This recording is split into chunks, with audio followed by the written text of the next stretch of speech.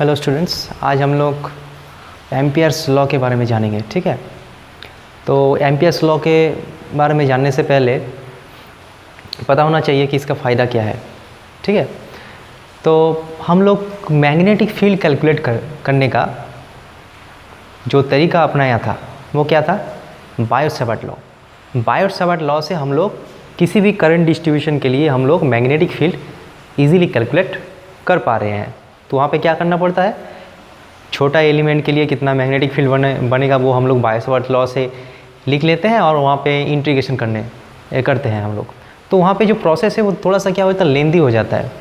तो कई सिचुएशन ऐसा होता है कि करंट डिस्ट्रीब्यूशन इतना कॉम्प्लेक्स रहता है कि उसमें हम लोग बायो-सैवर्ट लॉ नहीं लगा सकते। अगर बायो-सैवर्ट लॉ लगाएंगे तो उसके इंटीग्रेशन का पर्टिकुलर लिमिट नहीं मिलेगा। Okay, situation become so much complex. So उन केसों में हम लोग क्या करते हैं, और एक लॉ है इसके बारे में हम लोग जान लेते हैं, उसके बाद हम लोग क्या करेंगे, अप्लाई करेंगे। उन केसों में हम लोग क्या करते हैं, ये जो एम्पियर्स लॉ है उनको हम लोग यूज़ करेंगे। ठीक है, तो एम्पियर्स लॉ क्या है? ये मैग्नेटिक फील्ड कैलकुलेट का एक दूसरा तरीका है। जैसा कि वहाँ पे हम लोग कूलॉम लॉ पढ़े थे, तो कूलॉम लॉ और एक पढ़े थे गाउस लॉ। तो कूलॉम लॉ से हर सिचुएशन में इलेक्ट्रिक फील्ड कैलकुलेट करना इतना ईजी नहीं था जो गाउस लॉ में इजीली हम लोग कर सकते थे। तो ऐसा ही यहाँ पे कुछ फ़ायदा यहाँ पे है कि हम लोग कुछ कॉम्प्लेक्स सिचुएशन में भी हम लोग मैग्नेटिक फील्ड निकाल सकते हैं। तो इसमें दो टर्म है, एक तो है line integral of magnetic field over a close loop. Close loop का है, क्लोज लूप मतलब जहाँ से स्टार्ट होगा वहाँ पे लेके क्लोज लूप होना चाहिए। ये क्या है? क्लोज लूप है। इसमें कोई ऐसे अगर इसको पोंछ देंगे तो क्या हो जाएगा, ओपन लूप हो गया। ठीक है, क्लोज लूप मतलब इसमें कोई एंड नहीं होगा, एक क्लोज लूप होगा। शेप किसी भी हो सकता है, ऐसा भी हो सकता है, गोल हो सकता है, स्क्वायर शेप हो सकता है, कुछ भी हो सकता है, लेकिन क्लोज लूप होना चाहिए। तो मान लेते हैं कि यहाँ पे एक मैग्नेटिक फील्ड है, यहाँ पे क्या है, एक मैग्नेटिक फील्ड है। कौन बनाया है मैग्नेटिक फील्ड्स? मैग्नेटिक फील्ड कौन बनाता है? करंट बनाता है। तो मान लेते हैं कि यहाँ पे एक लूप है, close loop.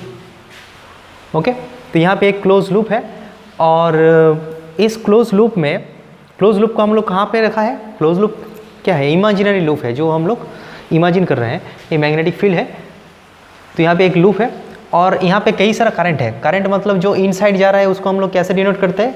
Cross, outside, dot.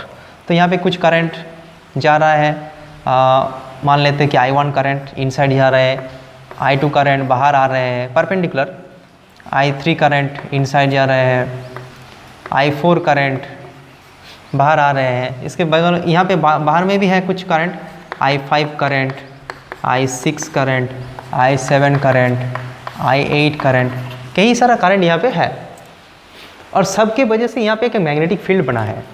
तो यहाँ पे हम लोग अगर एम्पियर्स लॉ को लिखेंगे, क्या लिखना है? Line integral of magnetic fields. मतलब क्या है, मैग्नेटिक फील्ड को इंटीग्रेशन करना पड़ेगा।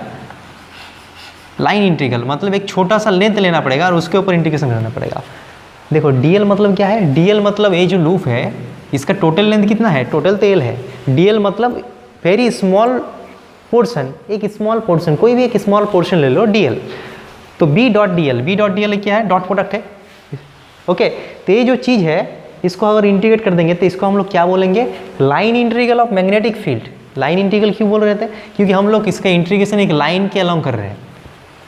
ठीक है, इसलिए नाम है लाइन इंटीग्रल। तो बी डॉट डी एल जो इंटीग्रेशन होगा, ओके, यहाँ पे एक साइन देना पड़ेगा ए। इसका मतलब है क्लोज हम लोग पाथ में ले रहे हैं। इस ए साइन अगर हम लोग नहीं देंगे उसका मतलब हम लोग इंटीग्रेशन कर रहे हैं एक कोई भी मतलब कार्व में, कोई भी लाइन में कर रहे हैं। और यहाँ पे ए साइन देने का मतलब है हम लोग इंटीग्रेशन कर रहे हैं एक क्लोज पाथ में। समझ में आ गया? तो इसका वैल्यू क्या होगा?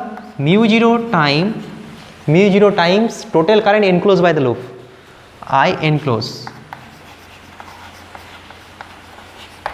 μ0 टाइम लूप के अंदर कितना करंट है। So B dot D L over a close loop is equal to μ0 times इस लूप के अंदर कितना करंट है। समझ में आ गया?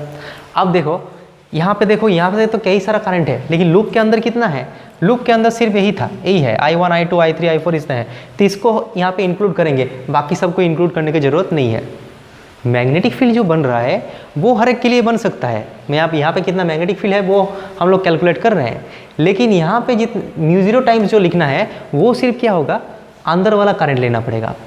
ठीक है, अब देखो इसमें कुछ करंट बाहर जा रहा है, कुछ अंदर जा रहा है, सब चल रहा है, तो कौन सा करंट पॉजिटिव ले और कौन सा करंट बाहर ले। तो हम लोग क्या करें, इसको जब हम लोग एक क्लोज लूप में घूमेंगे तो एक तो हम लोग को डायरेक्शन चाहिए, क्लॉकवाइज घूमेंगे कि एंटी क्लॉकवाइज घूमेंगे। मान लेते हैं कि हम लोग क्लॉकवाइज घूम रहे हैं, ऐसे हम लोग घूम रहे हैं, ऐसे करके ऐसे घूम रहे हैं।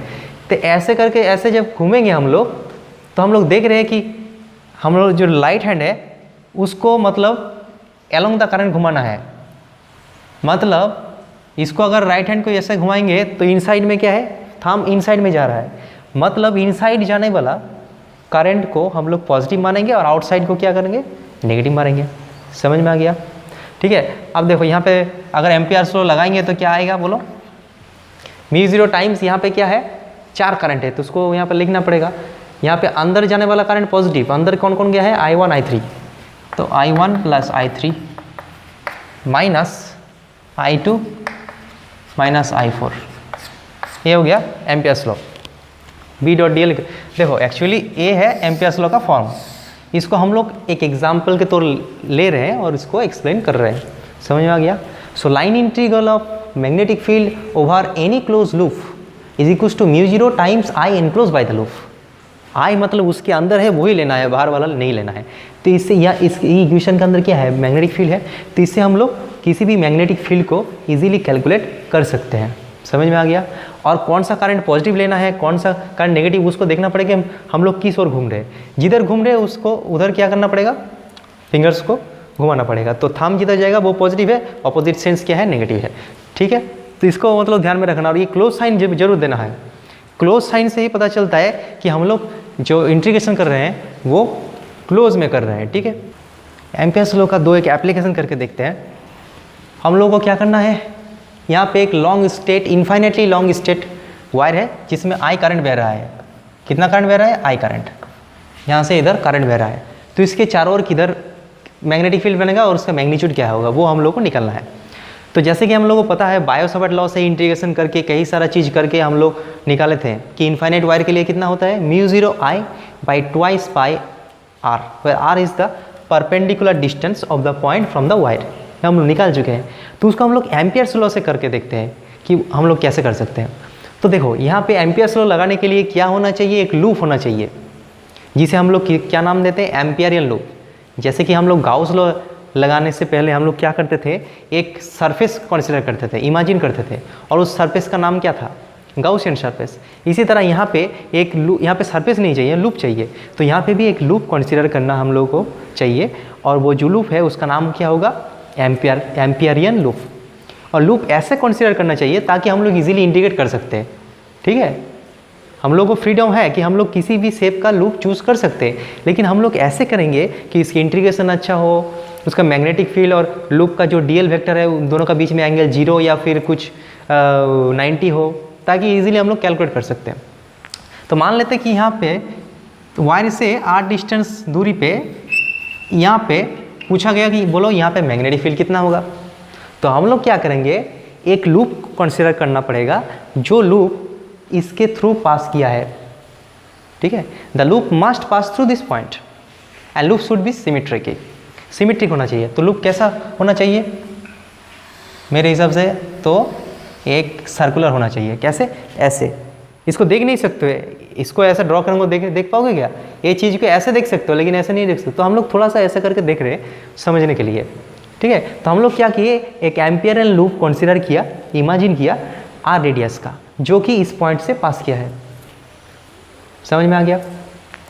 अब हम लोग क्या करेंगे, जो लूप है उसको यहाँ से ऐसा घूमेंगे और मैग्नेटिक फील्ड का लाइन इंटीग्रल निकालें। तो मैग्नेटिक फील्ड का क्या लाइन इंटीग्रल है, बी डॉट डी एल, इसका जो लाइन इंटीग्रेशन होगा क्लोज लूप के, mu zero times I enclose, E N मतलब एनक्लोज, इसको लगाना होगा। तो पहले हम लोग लेफ्ट हैंड साइड को कैलकुलेट करते हैं। लेफ्ट हैंड साइड को देखो कैलकुलेट करते हैं, क्या होगा, V और DL में क्या एंगल है, क्योंकि हम लोगों को पता है कि एक स्ट्रेट वायर के मैग्नेटिक फील्ड कैसे होता है, lines of force. Straight wire का मैग्नेटिक फील्ड ऐसे निकाला जाता है कि हम लोग जो करंट है उसके अलोंग थंब रखेंगे और बाकी फिंगर मैग्नेटिक फील्ड शो करेगा। तो यहाँ पे थंब रखेंगे, मैग्नेटिक फील्ड शो करेगा, मतलब यहाँ पे मैग्नेटिक फील्ड इनसाइड जाएगा, यहाँ पे बाहर आएगा, मतलब ऐसे होगा। समझ में आ गया? तो हम लोग अगर यहाँ पे एक DL ले रहे हैं, हम लोग एक DL ले रहे हैं, तो यहाँ पे देखो DL जो है वो किधर होगा, यहाँ पे अगर DL लेंगे ऐसे है, यहाँ पर DL लेंगे तो वो क्या होगा, अंदर की ओर होगा, और मैग्नेटिक फील्ड भी अंदर की ओर है।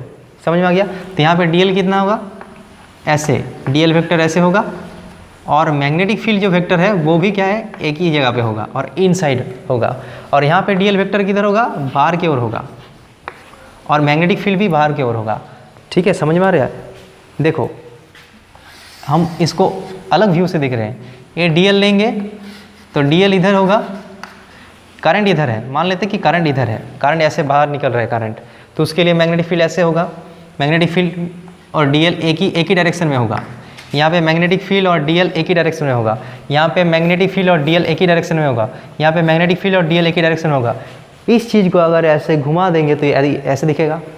देखो ये चीज़ को ऐसे घुमा देते तो ऐसे दिखेगा। समझ में आ गया? तो B और DL के बीच में कुछ एंगल नहीं है, मतलब 0 डिग्री एंगल है। तो यहाँ पे अगर हम लोग डॉट प्रोडक्ट ले रहे हैं, A डॉट B मतलब AB cos थीटा cos 0, उसका इंटीग्रेशन करना पड़ेगा, mu 0 times I enclose. I enclose कितना है, यहाँ पे तो लूप के अंदर सिर्फ एक ही करंट है I, तो यहाँ पे I एनक्लोज की जगह हम लोग I डाल देते हैं। B DL cos 0 मतलब 1 होता है, तो V DL इसका integration mu 0 times I, B integration DL mu 0 times I। अब यहाँ पे अच्छे से देखो, ये जो B है ना उसको हम लोग बाहर निकाल दिया। क्यों निकाल दिया? इंटीग्रेशन से बाहर कौन निकलता है, जो कांस्टेंट होता है, जो वेरिएबल होता है वो इंटीग्रेशन के अंदर रहता है। यहाँ पे B जो है, देखो ये जो लूप है, लूप तो एक सर्कुलर है, ये वायर है एक लूप है, ये वायर है एक लूप है, तो लूप का हर एक पॉइंट ये वायर से इक्वल डिस्टेंस पे है, क्योंकि हम लोग को पता है कि मैग्नेटिक फील्ड का वैल्यू डिस्टेंस के साथ रिलेटेड है। डिस्टेंस बढ़ने से मैग्नेटिक फील्ड का स्ट्रेंथ कम हो जाता है। लेकिन अगर इक्वल डिस्टेंस में रहने वाला जो पॉइंट्स है उसमें मैग्नेटिक फील्ड क्या होगा, सेम होगा। तो क्योंकि एक सर्कल का सेंटर में वायर है, तो वायर से वो सर्कल का हर एक पॉइंट इक्वल डिस्टेंस पे है। इक्वल डिस्टेंस वो क्या है, रेडियस है। तो क्योंकि जो पॉइंट्स है हर एक पॉइंट इक्वल डिस्टेंस पे है, मतलब हर एक पॉइंट में मैग्नेटिक फील्ड का वैल्यू क्या होना चाहिए, सेम होना चाहिए। तो मैग्नेटिक फील्ड का वैल्यू कांस्टेंट है, उसे हम लोग इंटीग्रेशन से बाहर निकाल दें। तो V DL मतलब क्या होगा, DL मतलब एक छोटा एलिमेंट, उसको अगर इंटीग्रेट कर देंगे तो पूरा लूप मिल जाएगा। पिछले दिन हम लोग कर चुके हैं।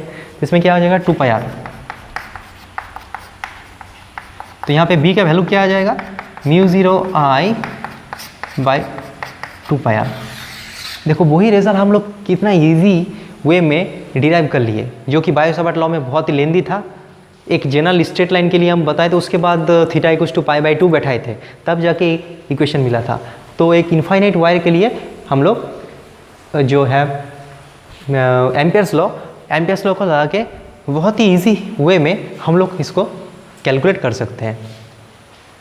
एक दूसरा एप्लीकेशन हम लोग देख लेते हैं कि what is the magnetic field due to a solenoid. Solenoid क्या होता है, देखो सोलिनॉइड एक वायर से बनता है जिसका शेप स्प्रिंग जैसा होता है। हम लोग घर में भी बना सकते हैं। एक पेन लेना पड़ेगा और उसके ऊपर तार को ऐसे गोल गोल करके वाइंड करना पड़ेगा। जब वो पेन हम निकाल देंगे तो उसका शेप कैसा हो जाएगा, ऐसा हो जाएगा। तो ये क्या हो गया, सोलिनॉइड बन गया। तो यहाँ पे हम लोग इजीली देख रहे हैं कि जो सोलिनॉइड है that is nothing but a collection of loops. हम लोगों को पता है कि एक जो वायर होता है, ऐसे कई सारा वायर मतलब कई सारा लूप मिला के एक सोलिनॉइड बना है। Okay, solenoid is a collection of loops. तो इसके अंदर कितना मैग्नेटिक फील्ड बनेगा वो हम लोगों को निकालना होगा।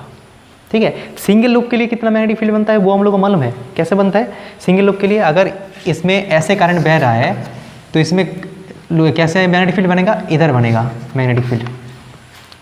ठीक है, और एक यहाँ पे लूप है तो उसके लिए भी इधर बनेगा, और एक लूप है उसके लिए इधर बनेगा। तो सब क्या हो जाएगा, यहाँ पे ऐड हो जाएगा। तो यहाँ पे जो नेट मैग्नेटिक फील्ड होगा वो क्या किधर होगा, अलोंग द एक्सिस होगा। और हम लोग अगर डिटेल में स्टडी करेंगे तो देखेंगे कि सोलिनॉइड के बाहर कोई मैग्नेटिक फील्ड नहीं होता, जो भी होता है इनसाइड होता।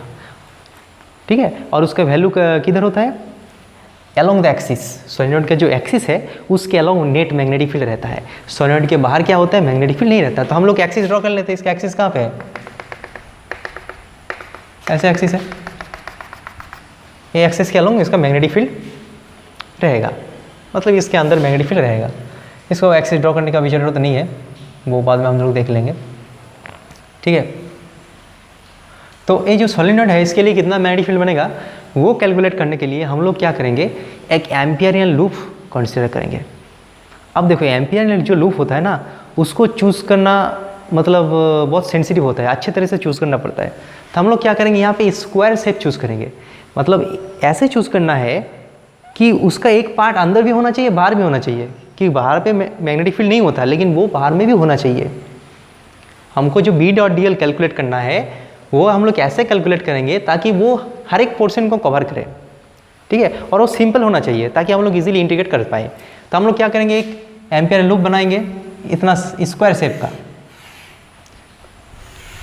इसका कुछ नाम दे देते हैं, क्या नाम दे देते हैं, ए बी सी और डी। अच्छा, लूप का जो सेंस है वो हम लोग कैसे लेंगे, इसका मैग्नेटिक फील्ड देखो इधर है, तो हम लोग एक काम करते हैं, लूप का सेंस हम लोग कैसे लेते हैं, ए से लेके डी तक ऐसे जाएंगे, इसको बी देते हैं ना, इसको डी दे देते हैं डी, तो ऐसे हम लोग घूमेंगे, ये हमारा सेंस है, क्लॉकवाइज हम लोग घूमेंगे उस सेंस से, समझ में आ गया। तो यहाँ पे हम लोग अगर जो लगाएंगे B dot D L calculate करते हैं, बी डॉट डी एल्स क्या कैलकुलेट करते हैं, B dot D L, B dot D L जो वेक्टर्स है वो हम लोग कैलकुलेट करेंगे ओवर ए क्लोज लूप। कौन सा loop, A B C D A, A B C D A, एक क्लोज लूप के ऊपर एक B dot D L calculate करेंगे। तो हम लोग देखो ये जो क्लोज लूप है ए बी सी डी ए, इसको हम लोग 4 ओपन लूप में बांट सकते हैं, लूप नहीं कहेंगे, 4 ओपन पार्ट में। ये जो A B C D A close curve है, this is the summation of 4 open curve, A B B C C D और डी ए, ये 4 पोर्शन मिला के एक क्लोज लूप बना है। तो हम लोग इसको इंटीग्रेशन को हम लोग डिवाइड कर दे सकते हैं कि जो बी डॉट डी एल है वो उसको हम लोग 4 हिस्सों में बांट दे रहे हैं।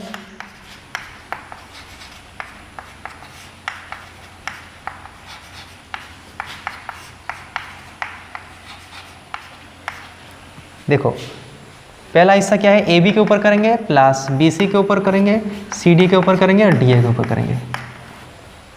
जो इंटीग्रेशन है पूरा लूप के ऊपर उसको हम लोग 4 पार्ट में डिवाइड कर लिया, क्योंकि जो पूरा लूप है वो छोटा छोटा कुछ पार्ट से बना है, 4 छोटा छोटा पार्ट बना के एक क्लोज लूप बना है। देखो यहाँ पे हम लोग क्लोज साइन नहीं दिया, दिया कि नहीं दिया, नहीं दिया। क्यों नहीं दिया, क्योंकि ये क्या है, ये क्लोज है क्या, ये तो ओपन है, ए ओपन है, ए ओपन है, ए ओपन है, ए भी एक लिटिल पोर्शन है, तो वो तो क्लोज कर्व नहीं है, लेकिन चारों मिला के एक क्लोज कर्व है, इसीलिए यहाँ पे क्लोज साइन दिया लेकिन यहाँ पे नहीं दिया, ठीक है। अब देखो ए बी पोर्शन में क्या हो रहा है, ए बी पोर्शन में देखो हम लोग इधर जा रहे हैं, मतलब डी एल किधर है, ऊपर, समझ में आ रहा है, डी एल मतलब छोटा डी एल मतलब उस जिधर हम लोग जा रहे हैं, तो वो उसका मतलब डी एल इधर, ओके, और मैग्नेटिक फील्ड किधर, मैग्नेटिक फील्ड तो इधर होता है। मैग्नेटिक फील्ड कैसे होता है, एक्सिस के अलॉन्ग होता है, तो मैग्नेटिक फील्ड ऐसे जा रहे हैं इधर, तो दोनों के बीच का एंगल क्या है 90, तो क्या है बी डी एल कॉस 90, ये 0 हो जाएगा ए बी के ऊपर, प्लस बी सी के ऊपर क्या होगा, बी सी के ऊपर तो यहाँ पे कुछ करने की ज़रूरत नहीं है, क्योंकि बी सी पोर्शन में तो मैग्नेटिक फील्ड है ही नहीं, सोलेनॉइड के बाहर तो मैग्नेटिक फील्ड नहीं होता है। तो हम लोग क्या कर सकते हैं, बी 0 लिख दे सकते हैं, इसको 0 प्लस, ठीक है, यहाँ लिखना पड़ेगा as there is no magnetic field outside, so ये टर्म 0 हो जाएगा। सी डी पोर्शन में क्या होगा, एक ही हाल है, डी एल इधर और मैग्नेटिक फील्ड इधर, डी एल इधर मैग्नेटिक फील्ड इधर, दोनों का बीच का एंगल कितना 90, तो इसमें भी क्या हो जाएगा B D L cos 90 C D के ऊपर, और डी ए के ऊपर क्या होगा, बी इधर और डी एल भी इधर, दोनों एक ही डायरेक्शन में है, तो बी डी एल कॉस 0, समझ में आ रहा है। इसमें 90 डिग्री है, यहाँ पे जा रहे तो डी एल इधर मैग्नेटिक फील्ड इधर 90 डिग्री, यहाँ पे जा रहे तो मैग्नेटिक फील्ड है ही नहीं, यहाँ पे आ रहे तो डी एल इधर मैग्नेटिक फील्ड इधर, और यहाँ पे जा रहे तो डी एल भी इधर मैग्नेटिक फील्ड भी इधर, तो ये जो टर्म है ये भी 0 हो जाएगा, ये टर्म 0 हो जाएगा, 0 प्लस 0 प्लस 0, सिर्फ वो टर्म बचेगा B D L integration D A. अब देखो b जो है वो तो कांस्टेंट है ना, बी का वैल्यू हर एक जगह पे कांस्टेंट होता है, सोलिनॉइड का जो एक्सिस होता है वो कांस्टेंट होता है। तो बी हम लोग बाहर निकाल सकते हैं और डीएल का इंटीग्रेशन कर सकते हैं। डीएल का अगर इंटीग्रेशन करेंगे, मतलब डीएल मतलब एक छोटा लेंथ, छोटा छोटा लेंथ करके जब हम जोड़ेंगे तो पूरा लेंथ आ जाएगा। इसका लेंथ हम लोग अगर एल मान लेते हैं, L is the length of the loop, L length, ठीक है। तो क्या हो जाएगा B into total length, total length मतलब एल, ओके। एल मतलब A D, length of the loop, total loop मिल जाएगा। समझ में आ गया। डीएल मतलब सम ऑफ ऑल लेंथ, यहाँ पे तो सर्कुलर नहीं स्ट्रेट लाइन है तो इसका वैल्यू निकल जाएगा, क्या हो बी इंटू एल। तो बाएं तरफ का वैल्यू निकल गया। अब देखो हम क्या मान रहे हैं कि let N be the number of turn per length, per unit length. ये बहुत ही इंपॉर्टेंट चीज़ है। हम लोग मान रहे हैं क्योंकि सोलिनॉइड बहुत ही लंबा है और उसके हर एक क्या है, कई सारा टर्न है, कई सारा टर्न मिला के एक लंबा सोलिनॉइड बना है। तो पर यूनिट लेंथ में कितना टर्न है वो इम्पोर्टेंट है, क्योंकि बहुत लंबा है। जो चीज़ बहुत लंबा होता है उसको हम लोग क्या करते हैं, उसको उतना स्टडी करना इजी नहीं होता। हम लोग क्या करते हैं, पर यूनिट लेंथ में कितना टर्न है, मतलब उसका लेंथ है 1 किलोमीटर, 1 किलोमीटर में इतना है, वो हम लोग मालूम नहीं 1 मीटर में कितना है वो बोलो, ठीक है। तो यहाँ पे क्या है, N be the number of turns per unit length. समझ में आ गया। तो इसको हम लोग क्या लिख सकते हैं, देखो एम्पियर्स लॉ से क्या पता चलता है कि बी डॉट डी एल का वैल्यू क्या है, mu 0 times I N close. तो बी डॉट डी एल जो क्लोज इंटीग्रेशन है उसका वैल्यू हम लोग निकाल चुके हैं, कितना, बी मल्टीप्लाइड बाई एल। दाएं तरफ क्या होगा, mu 0 times I N close, मतलब ये जो लूप है इसके अंदर कितना करंट है। देखो अच्छे से देखना, कई सारा टर्न मिला के एक सोलिनॉइड बना है, लेकिन हम लोग किस में फोकस करेंगे कि इसका इतना पोर्शन में इसका कितना टर्न इसके अंदर गया है, क्योंकि हर एक टर्न में कितना करंट बह रहा है, आई करंट बह रहा है, आई आई आई करके। तो इसके अंदर कितना टर्न है वो हम लोगों को पता होना चाहिए, क्योंकि स्मॉल इज द एन जो है वो number of turns per unit length, per unit length में स्मॉल एन नंबर टर्न है। तो कैपिटल एल लेंथ, इतना लेंथ में कितना टर्न होगा, लिखते हैं एन मल्टीप्लाइड बाई एल। ये हो गया क्या, जो लूप है उसके अंडर में इतना टर्न है और हर एक टर्न में कितना करंट बह रहा है, आई करंट। इसके अंदर गया वापस आया फिर ऐसे, तो टोटल कितना करंट बहेगा, आई। समझ में आया। N is the number of turns per unit length, so if you multiply N with L we get the number of turns within the loop and the current passing through each division, each turn is I. So total current enclosed by the loop is NLI. तो यहाँ पे देखो L और L cancel out हो जाएगा, B निकल जाएगा क्या, म्यू 0 NI। तो ये हो गया हमारा मैग्नेटिक फील्ड का वैल्यू। यहाँ से ध्यान से देखना कि म्यू 0 मतलब क्या होता है, 4 पाई इंटू 10⁻⁻7 जो होता है वो वाला होता है mu 0। Small n is the number of turns per unit length, is not the number of turns, is number of turns per unit length, and I is क्या होता है, करंट। ठीक है, म्यू 0 का वैल्यू हम लोग को पता है, म्यू 0 का वैल्यू पता है कि नहीं, म्यू 0 का वैल्यू जो होता है 4 पाई इंटू 10⁻⁻7, उसका ऐसा यूनिट में होता है। समझ में आ गया। तो ऐसे हम लोग सोलेनॉइड की वजह से कितना मैग्नेटिक फील्ड बनता है वो हम लोग इजीली कैलकुलेट कर पाते हैं। और एक एप्लीकेशन हम लोग देखेंगे कि magnetic field due to a toroid. ठीक है, टॉरॉइड क्या होता है, टॉरॉइड सोलेनॉइड का एक मॉडिफाइड वर्जन होता है। जो सोलेनॉइड होता है उसको अगर ऐसे गोल कर देंगे तो वो ऐसे बन जाएगा, ऐसे ऐसे बन जाएगा, एक ही जगह में हो जाएगा। तो ये उतना लंबा नहीं होता है, वो फाइनाइट होता है, इसीलिए हम लोग मान लेते हैं कि उसका नंबर ऑफ टर्न्स कितना है, N. Capital N is the number of turns, ठीक है, and R is the radius, इसका एक रेडियस है क्योंकि सर्कुलर शेप में है। ठीक है, वो जो सोलेनॉइड है उसको हम लोग ऐसे कर्व कर दिया सर्कुलर शेप में, तो वो क्या हो जाएगा, टॉरॉइड बन गया। तो इसके लिए कितना मैग्नेटिक फील्ड बनेगा वो हम लोग कैलकुलेट करेंगे। तो इसके लिए मैग्नेटिक फील्ड कहाँ पे बनेगा, अलोंग द एक्सिस बनेगा। मतलब इसका जो एक्सिस है, यहाँ पे हम देखते हैं एक्सिस है, वहाँ पे मैग्नेटिक फील्ड बनेगा। कैसे होगा, tangent to the magnetic fields. इसका लाइन ऑफ फोर्स कैसा होगा, सर्कुलर होगा। इसके यहाँ पे मैग्नेटिक फील्ड कैसा था, ऐसा था, इसको ऐसे गोल कर देंगे तो मैग्नेटिक फील्ड भी ऐसा हो जाएगा। समझ में आ गया ना। तो मैग्नेटिक फील्ड वो क्या होगा, अलोंग द एक्सिस होगा। टॉरॉइड हो या फिर सोलेनॉइड हो, दोनों के लिए मैग्नेटिक फील्ड क्या होता है, अलोंग द एक्सिस होता है। तो इसके लिए हम लोग क्या करेंगे, B dot D L calculate करेंगे। क्लोज इंटीग्रेशन में, ठीक है। तो बी और डी एल में क्या एंगल है, देखो यहाँ पे हम मान लेते हैं कि हम एक छोटा सा पोर्शन ले लेते हैं, मान लेते हैं ये छोटा सा पोर्शन, तो इसका जो डी एल बनेगा, डी एल वेक्टर तो इधर बनेगा टेंजेंट, और मैग्नेटिक फील्ड भी एक ही डायरेक्शन में है, क्यों, वो तो अलोंग द एक्सिस है ना, ऐसे है। देखो मैग्नेटिक फील्ड का डायरेक्शन कैसे निकालते हैं, ये तो लाइन्स ऑफ फोर्स है, मैग्नेटिक लाइन्स ऑफ फोर्स, लेकिन हम लोगों को कोई पूछेगा कि यहाँ पे मैग्नेटिक फील्ड किधर है, तो हम लोग क्या करेंगे, टेंजेंट ड्रॉ करेंगे। हम इलेक्ट्रिक फील्ड चैप्टर में ही देख चुके हैं कि जो लाइन्स ऑफ फोर्स होता है उसके ऊपर अगर इलेक्ट्रिक फील्ड या फिर मैग्नेटिक फील्ड यहाँ पे डायरेक्शन निकालना है तो हम लोग क्या करेंगे, टेंजेंट ले लेंगे वहाँ पे। समझ में आ गया, यहाँ पे भी रूल सेम है। तो यहाँ पे बी और डी एल का बीच का एंगल क्या है, सेम है, तो बी डी एल कॉस 0 और उसका इंटीग्रेशन करना पड़ेगा।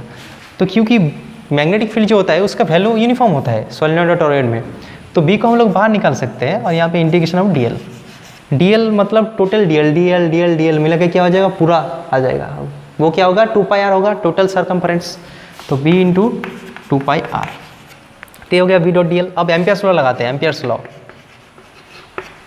Integration of b dot D L is equals to μ0 times I N close. b dot D L का वैल्यू तो हम लोग कैलकुलेट कर चुके हैं, b इंटू 2πr, μ0 का वैल्यू हम लोग लिख देंगे, और आई एन क्लोज का मतलब क्या है, लूप के अंदर कितना बन रहा है, हम लोग जो लूप कंसीडर किए थे वो सर्कुलर है, ये लूप हम लोग कंसीडर किए थे, तो उसके अंदर कितना करंट बह रहा है, हर एक टर्न उसके अंदर गया है, मतलब सब टर्न है, तो टोटल नंबर ऑफ टर्न्स कितना है, कैपिटल N, हर एक टर्न में कितना करंट बह रहा है, I, यहाँ पे I लिख देते हैं, I करंट, तो डिवाइडेड बाई ना सॉरी μ0 Ni हो गया, तो यहाँ से B निकल जाएगा, B is equals to μ0 capital Ni by 2πr, ये मैग्नेटिक फील्ड का फॉर्मूला आ गया। इसको हम लोग जनरलाइज कर सकते हैं ताकि हम लोग इसको इजीली याद कर सकें। देखो capital N is the number of turns, और 2πr क्या है, टॉरॉइड का लेंथ है कि नहीं है, टॉरॉइड का लेंथ मतलब क्या है, उसका सरकमफेरेंस, वो तो सर्कुलर शेप में है, तो अगर कैपिटल N को 2πr दे के डिवाइड कर देंगे तो उसको हम लोग लिख सकते हैं number of turns per unit length, तो इसको भी हम लोग μ0 टाइम्स स्मॉल n I लिख सकते हैं, और n क्या है, कैपिटल N बाई 2πr, वो क्या है, नंबर ऑफ टर्न्स पर लेंथ। तो हम लोग देख रहे हैं कि जो फॉर्मूला है दोनों के लिए सेम है, सोलेनॉइड के लिए भी μ0 स्मॉल n I, यहाँ पे भी μ0 n I। हाँ, एक चीज़ हमको ध्यान रखना पड़ेगा, जो टॉरॉइड होता है वो फाइनाइट होता है और सोलेनॉइड बहुत बड़ा होता है, ठीक है। लेकिन यहाँ पे स्मॉल n जब हम लोग लेंगे तो वो number of turns per unit length लेंगे, इसको गड़बड़ नहीं करना है, टोटल नंबर ऑफ टर्न्स नहीं है, ठीक है। तो ऐसे हम लोग एम्पियर्स लॉ के अप्लाई करके कई डिफिकल्ट सिचुएशन में हम लोग मैग्नेटिक फील्ड का वैल्यू निकाल सकते हैं। कॉन्सेप्ट को फर्दर क्लियर करने के लिए हम लोग क्या करते हैं, एक प्रॉब्लम सॉल्व करते हैं। यहाँ पे एक प्रॉब्लम दिया हुआ है कि जो लेंथ ऑफ ए सोलेनॉइड वो क्या है, 628 मीटर है, ओके। एक सोलेनॉइड है जिसका लेंथ 628 मीटर है और इसका टर्न कितना है, 1000 टर्न है total. Find the magnetic field at the axis of the solenoid if current is 5 ampere. तो हम लोग लिख लेते हैं जो करंट है, करंट कितना है 5 एम्पियर, समझ में आ गया। स्मॉल n क्या है, number of turns per unit length, यहाँ पे कितना टर्न है टोटल, यहाँ पे नंबर ऑफ टर्न्स है 1000 और लेंथ कितना है 628 metre. So number of turns per unit length जब कैलकुलेट करना तो हर एक चीज़ को SI सिस्टम में करना, ठीक है। तो n आ गया, तो यहाँ पर हम लोग मैग्नेटिक फील्ड कैलकुलेट कर सकते हैं। μ0 स्मॉल n I, μ0 मतलब क्या होता है 4 पाई इंटू 10⁻⁻7, स्मॉल n मतलब क्या होता है 1000 बाई 628 और I मतलब 5। तो हम लोग क्या कर सकते हैं, देखो ये जो पाई है ना, पाई को हम लोग क्या लिख सकते हैं 3.14 इंटू 10⁻⁻7 इंटू 10⁻3, इसको 10⁻3 लिख देते हैं 5 और यहाँ पे लिख देते हैं 628। अब हम लोग क्या कर रहे हैं, देखो इसको पॉइंट को उठा दे रहे हो, यहाँ पे 10⁻2 आ जाएगा, 100 आ जाएगा, तो यहाँ पे इसको कट जाएगा, ये कट जाएगा। सो 5 2 जा 10 और कितना 10 है 10⁻3 और 10⁻⁻7 और नीचे क्या है 10⁻2। ऊपर कितना पावर है 3 1 4 -3 -7 तो -3, तो ऊपर हो गया -3 नीचे 2, ऊपर आ जाएगा तो 10⁻⁻5 क्या हो जाएगा टेस्ला। टेस्ला किसका यूनिट है, मैग्नेटिक फील्ड का, ठीक है। टेस्ला हम लोग बोल रहे थे, लेकिन टेस्ला के अंदर क्या है वो पता है ना, उसे हम लोग ऐसे निकाल सकते हैं। कोई भी चीज़ का यूनिट और डायमेंशन निकालने के लिए हम लोग को सोचना पड़ता है एक फॉर्मूला जिसके अंदर वो है, जिसका यूनिट हम लोग निकाल रहे हैं, और ईजीएस्ट फॉर्मूला। तो यहाँ पे देखो इसके अंदर बी है कि नहीं, और बाकी सब चीज़ का यूनिट हम लोग को पता है, क्यू का यूनिट पता है, वी पता है, एफ पता है। तो ये नॉन क्वांटिटी देके एक अननोन का मैग्नेटिक फील्ड हम निकाल सकते हैं। तो इसमें हम वी क्या हो जाएगा, F by Q V sine theta. F का यूनिट क्या होता है, न्यूटन। क्यू का यूनिट क्या होता है, कूलम। इसका मीटर पर सेकेंड। साइन थीटा का कोई यूनिट नहीं होता, तो इसको क्या हो जाएगा, newton second by coulomb into metre. ये जो चीज़ है newton second by coulomb into metre, इसको शॉर्टकट में हम लोग क्या कहते हैं, टेस्ला। ब्रैकेट में कैपिटल टी भी लिख सकते हैं, सिर्फ टी। मैग्नेटिक फील्ड का जो यूनिट है टेस्ला बोल रहे हैं, उसके अंदर क्या होता है, न्यूटन सेकेंड बाई किलोमीटर होता है। ठीक है, तो यहाँ से अगर क्वेश्चन दिया रहेगा कि बी का डायमेंशन निकालो, इजीली निकाल सकते हैं। एफ का डायमेंशन तो पता है, MLT-2, क्यू मतलब I into T, current multiplied by time, fundamental quantity लिखना होगा। V मतलब LT-1, इसका कोई डायमेंशन नहीं होता, वो बैठा देंगे तो मैग्नेटिक फील्ड का डायमेंशन इजीली हम लोग कैलकुलेट कर सकते हैं। तो ऐसे हम लोग क्या कर सकते हैं, एम्पियर्स लॉ को यूज़ करके हम लोग कई सारा मैग्नेटिक फील्ड इजीली निकाल सकते हैं। ठीक है, 2-4 प्रॉब्लम NCERT से सॉल्व करना होगा। यहाँ से टाइम की वजह से हम उतना नहीं कर पा रहे हैं प्रॉब्लम, लेकिन प्रॉब्लम बहुत ज़्यादा प्रैक्टिस करना होगा। ठीक है।